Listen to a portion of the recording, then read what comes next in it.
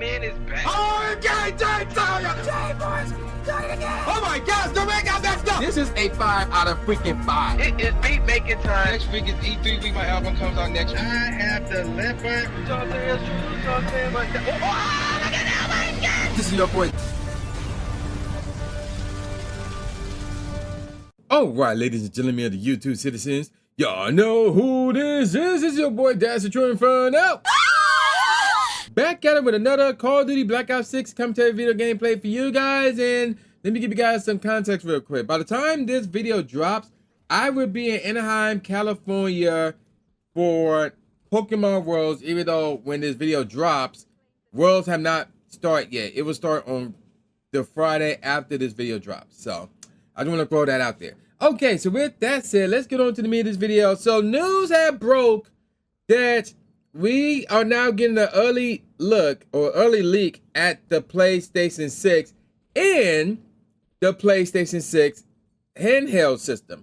So we're not going to waste any time. We are just going to jump straight into it. So this information is from some YouTuber by name of Moore's Law is Dead. So if you want to see that full video, which is basically a 32-minute video, I will try to have that video in the description box below so you can check it out for yourself. So let's start off with the home console of the PlayStation 6, which is codenamed PlayStation Orion. So let's check it out. So you should be seeing a screenshot of what Moore's Law is Dead is reported so far.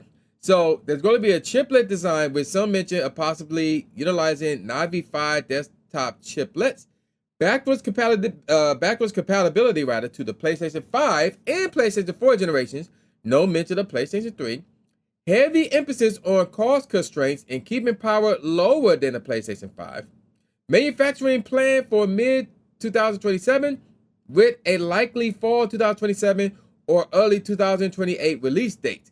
And they talk about 160 watts TBP, 8 times Zen 6 or later cores, 40 to 48 RDNA 5 compute units at 3 gigahertz, 160 bits or 192 bits bus with GDDR7 at, what's that, 32 gigaterahertz, I guess that's what that is, per second. Rasterization performance estimated to be 3 times the PlayStation 5, and ray tracing uplift expected to be higher as well. And then because Canis is verified to be on 3NM, wherever NM is, and Magnum is on 3NM, I believe this is 3NM as well. It's clear that PlayStation 6 Orion started as a chiplet design that looked kind of like a RDNA 3 layout, but it's also clear that AMD was trying to convince Sony to share dies with desktop, so it's very possible that the final design could use AT3 or AT2 like Xbox Magnum, or Magnus, excuse me, and therefore it could end up getting more than 48 compute units, but likely the same or less than Xbox. And let's see, info taken from a 2023 AMD presentation to Sony. Some specs may have changed by now. So he got this information from 2 years ago. So that's interesting. So basically this system is going to be powerful than the PlayStation 5 and to a degree the PlayStation 5 Pro as well.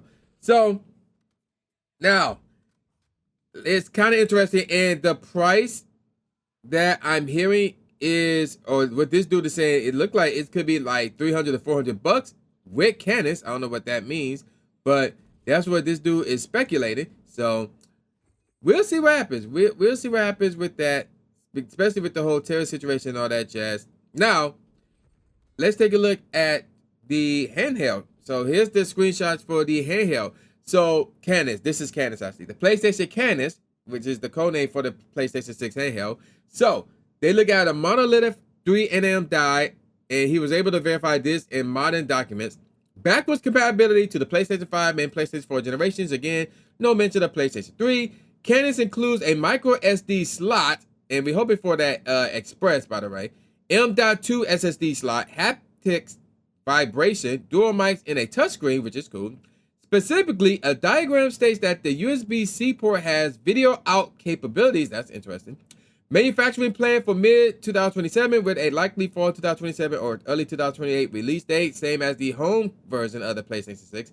15 watts TBP, I'm assuming that W is watts.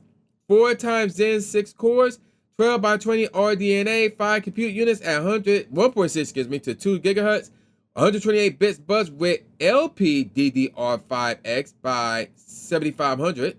Rasterization performance estimated to be 0.5 better than the PlayStation 5, and ray tracing expected to be higher than this. Canon should beat the Xbox Ally, which is the Xbox version of their handheld, by the way, the Xbox Ally X to be exact, in performance, but it does not come off as a powerhouse, quote unquote. The quote unquote is obviously the word powerhouse. Remember that Sony is preparing a PS5 low power mode currently. If benchmarks show a large drop in performance with said low power mode, he will take that as proof that it was added to provide devs with approximate PS6 handheld performance early. And again, info was taken from a 2023 AMD presentation to Sony. Some specs may have changed by now. So, and obviously this is going to be like cheaper than the PS6. So I'm speculating by $100, maybe $150 or $200. I don't know. So this is some interesting stuff. Now, the one concern, now I learned about this news because of Rich Tomorrow, by the way, aka Review Tech USA. So the one concern that he brought up, this is the actual, legitimate concern to be thinking about. Obviously, the PS6 handheld is going to be less powerful than the home console. So in order for devs to make this thing work on both systems, they may cut corners when it comes to the home console version of the PS6, so they can compensate, making the game work and look at it as good as possible, or not just the home console, but the handheld console. And this has been a thing. We've seen this in the past, because like, for example, they would come out with a game for the PlayStation 5 and the PlayStation 4, and they would cut corners so they could get done with the game at the same time, and the game doesn't look as good on the PlayStation 5. It looks pretty much the same as it would on the PlayStation 4. So developers have done stuff like this in the past. So the concern here is that they may do that again, not just with PS5 and PS6, but also with PS6, the home console, and PS6, the handheld console. So that's going to be a very interesting scenario right here. But based on some other reports or another video that Review Tech USA or Rich Tomorrow have done, the handheld version for the PS6 is not going to be like what's the current handheld? I forgot what it's called. The current handheld that's out now, where you can only stream games and stream games from your PS5 or from the cloud.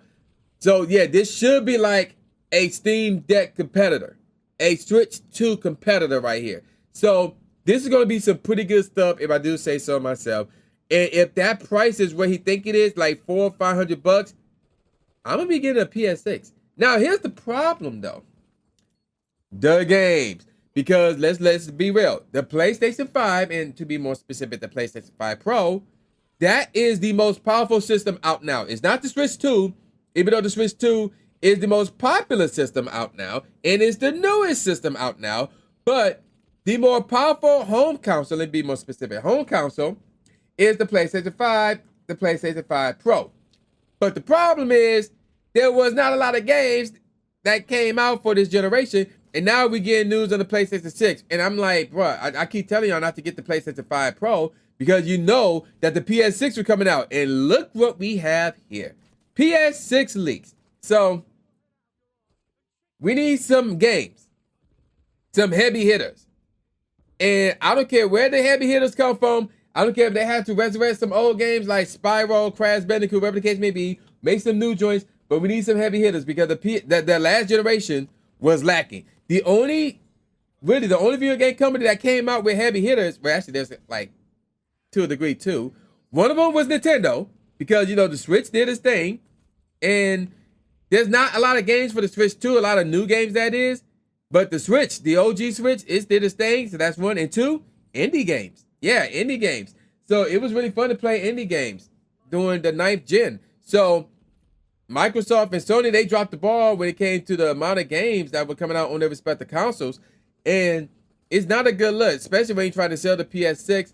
So obviously, Grand Theft Auto on the PS6, that's going to be a huge one right there. That game got to be looking good as heck. And remember, I did a video about how they talk about 60 FPS consistently on the PlayStation 5 Pro for the GTA 6.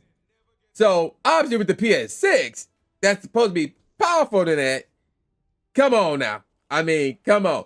You don't need to be a rocket scientist to know that if they're able to pull off 60 FPS on a consistent basis with Grand Theft Auto 6 on the PS5 Pro, you know they'll be able to do the same on the PS6. So that's going to be big right there. That's going to be really, really big, if I do say so myself. And we'll see what happens. Like, there's a little bit of time before this thing drops. Again, it is either going to drop in fall 2027 or early 2028. Again, these are all leaks. None of this is, like, official. Like, it had not been announced by Sony or anybody representing Sony or PlayStation at all. These are all leaks. So this information could be wrong. And matter of fact, remember, the red bulletin, the red statement at the bottom of each screenshot did say some spec may have changed by now. So the information that you saw might be old and some new stuff might have replaced all of this. So don't run with this and say, oh, this is legit happening, stuff like that. No, we don't know that yet, but we do have some idea about the PlayStation 6 and the PlayStation 6 handheld. So keep all that in mind, ladies and gentlemen. I'm going to call it a wrap now. So with all that said, y'all know this is. This boy New J Gatsby, a.k.a. New Stephen A. Smith, saying peace out, y'all, and I'll see y'all next time. Yeah.